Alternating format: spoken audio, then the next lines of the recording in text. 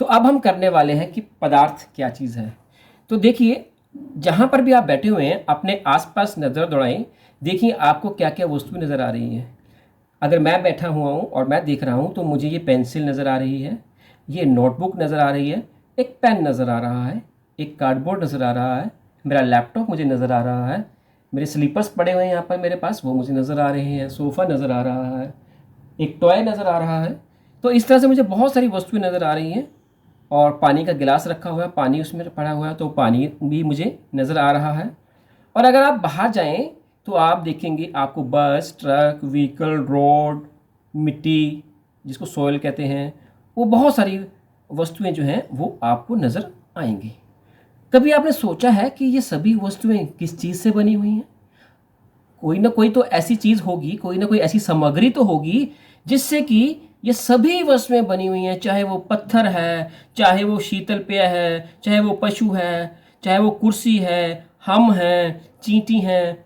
तो ये सभी ना सभी वस्तुएं किसी ना किसी सामग्री से बनी हुई हैं। इस पूरे ब्रह्मांड के अंदर एक छोटी से छोटी चींटी से लेकर एक बड़े से बड़े सूरज तक या उससे भी बड़े किसी और तारे तक सभी की सभी वस्तुएं एक ही सामग्री से बनी हुई हैं और उस सामग्री का नाम पदार्थ है। तो हम कह सकते हैं कि प्रत्येक वस्तु जिस सामग्री से बनी है पदार्थ कहलाती है। यानी कि पदार्थ जो है वो सामग्री का नाम है जिससे कि हर एक वस्तु, प्रत्येक वस्तु बनती है। तो यहाँ पर देखिए पत्थर है, पत्थर जो है वो उसी सामग्री से बना हुआ है, इसलिए पत्थर जो है वो भी एक पदार्थ है।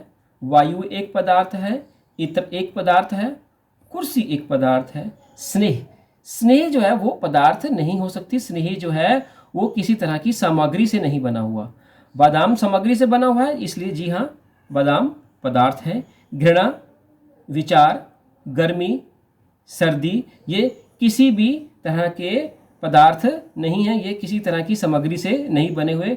जहाँ तक बात करते हैं हम शीतल पेय और पशु, जी हाँ ये उसी सामग्री से बने हुए हैं जिनका कि वैज्ञानिकों ने नाम पदार्थ या मैटर रखा हुआ है।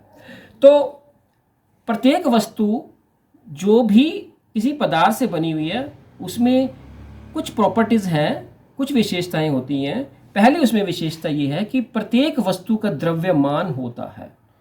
अब मेरा जो द्रव्यमान है वो 65 किलोग्राम है।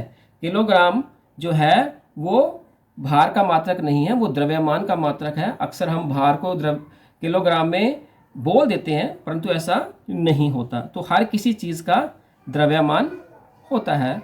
तो अगर मैं बात करूं धरती के ऊपर, तो धरती के ऊपर जिसका भार ज़्यादा है उसका द्रव्यमान भी ज़्यादा है और जिसका भार कम है उसका द्रव्यमान कम है। तो इसको इंग्लिश में मास भी कहते हैं। और दूसरी बात जो आपने याद रखनी है कि प्रत्येक वस्तु स्थान घेरती है। अब ये जो पेंसिल पड़ी हुई है, तो क्या ये पेंसिल स्थान घेर रही है? जी हाँ, ये पेंसिल स्थान घेर रही है। क्या ये कुर्सी कोई पड़ी हुई है आपके घर पर, क्या वो स्थान घेर रही है? जी हाँ, वहाँ पर स्थान घेर रही है क्योंकि उसका एक आयतन है। आपको कैसे पता चला कि कुर्सी स्थान घेर रही है? क्योंकि अगर कुर्सी की जगह आपने कुछ और रखना है तो पहले कुर्सी को वहाँ से हटाना पड़ेगा, स्थान खाली करना पड़ेगा, स्थान बनाना पड़ेगा दूसरी कोई चीज़ उस जगह पर रखने के लिए।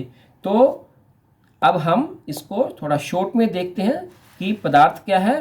प्रत्येक वस्तु जिस सामग्री से बनी है पदार्थ कहलाती है। और पदार्थ की दो खास विशेषताएं होती हैं कि प्रत्येक वस्तु का द्रव्यमान होता है, इसलिए पदार्थ का द्रव्यमान होता है, और प्रत्येक वस्तु स्थान घेरती है।